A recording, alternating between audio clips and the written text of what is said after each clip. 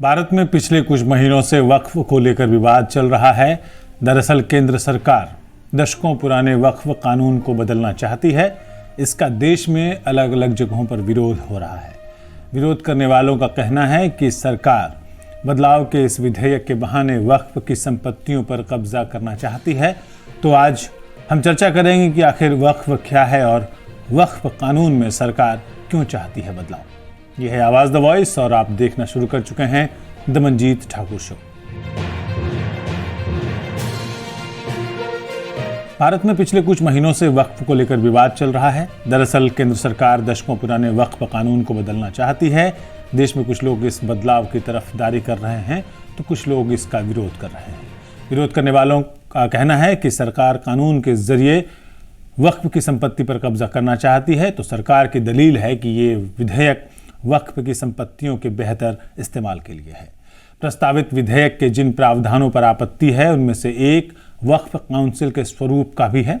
Central वक्फ council के सभी सदस्यों का अभी मुसलमान होना जरूरी है, लेकिन प्रस्तावित विधेयक में 2 गैर मुसलमान सदस्यों को शामिल करने का प्रावधान भी जोड़ दिया गया है।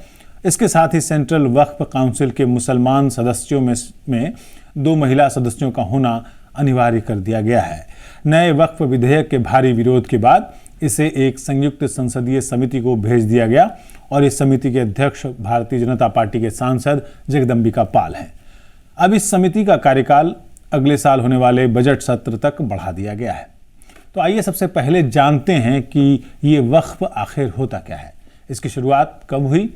वक्फ कोई भी चल या अचल संपत्ति होती है जिसे इस्लाम को मानने वाला कोई भी व्यक्ति अल्लाह के नाम पर या धार्मिक मकसद या परोपकार के मकसद से दान करता है। ये संपत्ति परोपकार के मकसद से समाज के लिए दान की जाती है। अल्लाह के सिवा न तो इसका कोई मालिक होता है और न हो सकता है। न तो वक्फ संपत्ति की खरीद फरोख्त की जा सकती है, न ही इन्हें किसी को हस्तांतरित किया जा सकता है।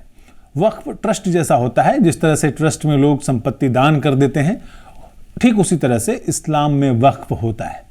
इसमें कोई भी इंसान अपनी निजी संपत्ति को दीन के कामों के लिए या परोपकार के मकसद से वक्फ कर देता है। जो भी इंसान संपत्ति वक्फ करते हैं वो अपने हिसाब से मुतवल्ली यानी वक्फ का ट्रस्टी चुन सकते हैं। जानकारों के मुताबिक वक्फ के पास 8,70,000 ऐसी संपत्तियां हैं जिनकी पहचान हो चुकी हैं। साथ ही वक्फ के पास 9,50,000 एकड़ जमीन है। वक्फ की 60,000 जमीनें ऐसी हैं जिन पर विवाद चल रहा है। इस्लाम के जानकारों के मुताबिक मोहम्मद पैगंबर साहब मक्का से मदीना गए और इसे हिजरत कहा जाता है। तब उन्होंने वहाँ सबसे पहले जो संस्थाएं कायम की वो थी, पहला औकाफ यानी वक्फ और दूसरा बैतुल माल। दोनों का मकसद था कि भविष्य में अनाथों, विधवाओं, गरीबों की किस तरह से मदद की जाए।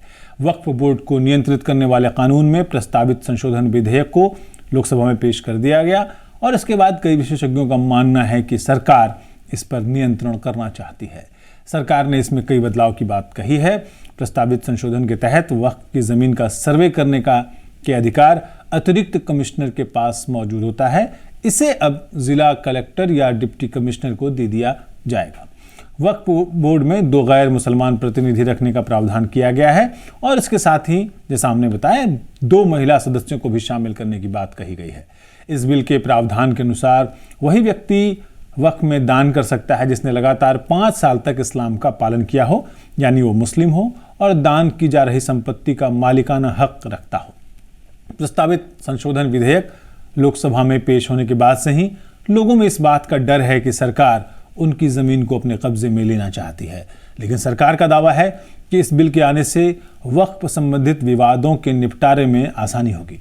लेकिन बिल का विरोध करने वाले लोगों का तर्क है कि अगर मुस्लिम संपत्ति प्रबंधन में गैर मुसलमान रह सकते हैं तो गैर मुसलमानों के संपत्ति प्रबंधन में भी मुसलमानों को रहने की इजाज़त होनी चाहिए।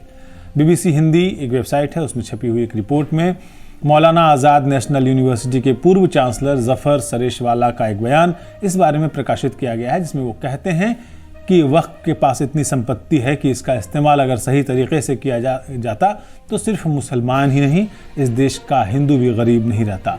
वो कहते हैं इसी रिपोर्ट में कि 1000 करोड़ की संपत्ति संभालने के लिए ऐसे लोग बैठे हैं जिन्होंने कभी 10 लाख की संपत्ति कभी न खरीदी है और न कभी बेची है। बहरहाल सरकार ने इस बिल पर लोगों की राय मांगी है और इस पर आने वाले बिल के मसौदे का सभी को इंतजार है। तो इस कानून पर आगे क्या होता है, इस पर हम आपको अपडेट करेंगे। आप देखते रहिए आवाज़ द वॉइस और मंदिर ठाकुर शो में आज इतना ही। इजाज़त दीजिए मुझे और हमारी पूरी टीम को। नमस्कार।